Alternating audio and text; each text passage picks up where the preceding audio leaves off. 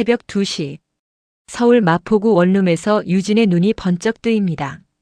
천장 위 낡은 형광등 불빛이 희미하게 떨립니다. 이불 솔기를 쥔 손끝이 차갑습니다. 창밖엔 빗소리가 타닥타닥 유리를 두드리고 어디선가 고양이 울음소리가 멀어집니다. 오늘 저녁 친구 모임에서 들은 한마디가 또 재생됩니다. 유진은 진짜 왜 맨날 그 모양이야? 다들 웃었습니다. 유진도 웃었습니다.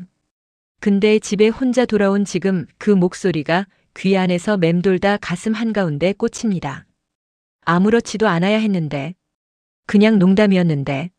그런데 그 자리에 함께 있던 서준은 달랐습니다. 똑같이 들었고 똑같이 웃었지만 집에 와서 아무렇지 않게 잠들었습니다. 심지어 다음 날 아침 그 말을 기억조차 하지 못했습니다. 멘탈이 강한 걸까요? 성격이 단단한 걸까요? 아닙니다. 이건 성격의 문제가 전혀 아닙니다. 뇌가 그 말을 처리하는 방식이 근본적으로 다릅니다. 그리고 그 방식은 타고나는 게 아니라 만들 수 있습니다. 오늘 그 방법을 전부 이야기해 드리겠습니다. 지금 이 채널을 구독하시면 뇌과학으로 풀어내는 마음 이야기를 놓치지 않습니다. 유진은 28살 작은 디자인 회사에 다닙니다. 일도 잘합니다. 주변 사람들도 좋아합니다. 그런데 누군가의 말 한마디가 생각보다 오래 남습니다.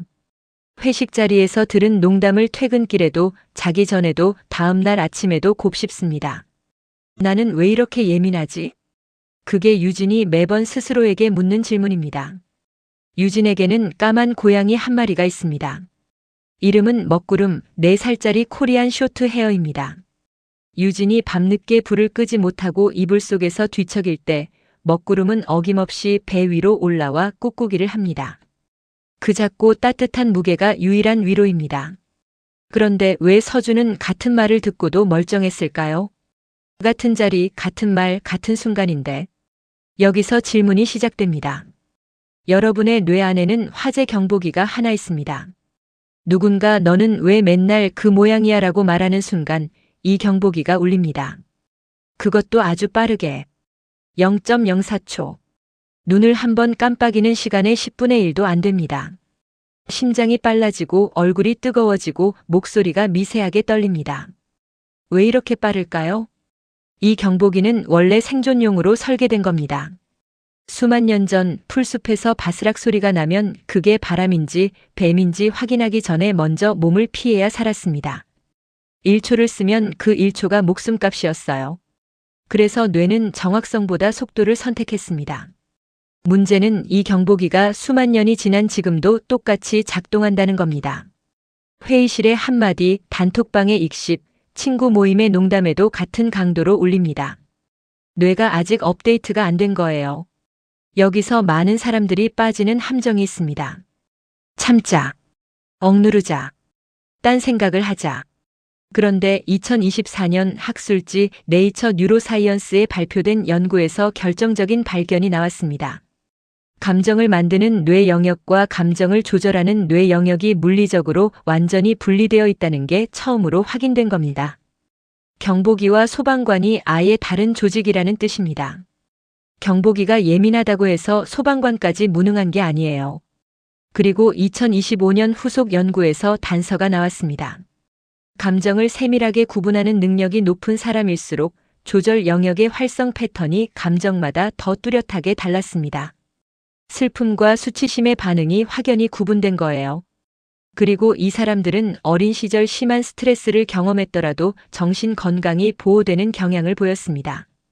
소방관의 장비가 정교할수록 어떤 화재 현장에서도 정확하게 대응할 수 있는 것처럼 중요한 건 이 장비는 선천적으로 결정되는 게 아니라 훈련으로 정교해진다는 겁니다. 유진도 정확히 이걸 경험했습니다. 팀장에게 자주 깎이는 날들이 반복됐어요. 퇴근길에 짜증, 저녁에 짜증, 잠들기 전에 짜증. 전부 그냥 짜증이었습니다. 그런데 어느 날 유진이 한 발 더 들어가 봤습니다. 이게 짜증인가? 아니다. 무시당한 느낌에 가깝다. 무시당한 건가? 그것도 아니다. 여러 사람 앞에서 깎였다는 수치심이다. 이름이 붙자 신기한 일이 벌어졌습니다. 팀장의 말이 예전만큼 오래 머릿속에 남지 않기 시작했습니다. 경보기가 빨리 꺼지기 시작한 거예요. 뇌과학 실험에서도 이게 확인됩니다. 감정에 이름을 붙이기만 했는데 경보기의 활성이 눈에 띄게 줄었고 동시에 조절 영역이 강하게 작동하기 시작했습니다. 짜증나보다 수치심, 불쾌해보다 서운 한배신감, 소외감 단어가 세밀할수록 소방관의 정밀도가 올라간 겁니다. 그리고 지금 당신에게도 묻고 싶습니다. 지난 일주일 가장 오래 머릿속에 남았던 말이 있나요? 그 감정에 정확한 이름을 붙여본 적 있었나요? 미시간 대학 연구팀은 또 다른 방법도 발견했습니다. 나는 지금 어떤 느낌이지? 가 아니라 유진은 지금 어떤 느낌이지? 자기 이름을 넣어 3인칭으로 묻는 순간 뇌는 당사자 모드에서 관찰자 모드로 전환됩니다. CCTV 화면 밖에서 불을 바라보는 것처럼요. 감정 반응은 줄어드는데 인지 통제 에너지는 전혀 소모되지 않았습니다. 힘 하나 안 들고 감정이 조절된 겁니다. 지금 바로 쓸 수 있는 3가지 도구입니다. 첫 번째 호흡. 코로 4초 들이마시고 입으로 8초 내쉽니다. 날숨이 2배여야 합니다. 숨을 들이쉴 때 심장은 빨라지고 내쉴 때 심장은 느려집니다. 날숨을 길게 가져가면 뇌가 지금은 안전하다는 신호를 받습니다. 2024년 11월 한 연구소가 세계 최초로 확인했습니다. 의식적으로 호흡을 늦추면 뇌 안의 특정 회로가 활성화되면서 불안이 감소합니다. 이 회로를 인위적으로 차단했더니 호흡을 아무리 늦춰도 불안이 줄지 않았어요. 전용 경로가 실제로 존재했습니다.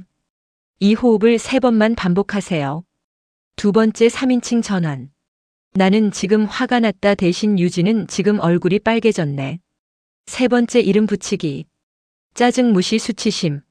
한 단계씩 좁혀 들어갑니다. 경고 하나 드립니다. 감정을 억누르려 하면 뇌는 그 감정을 더 강하게 인식합니다.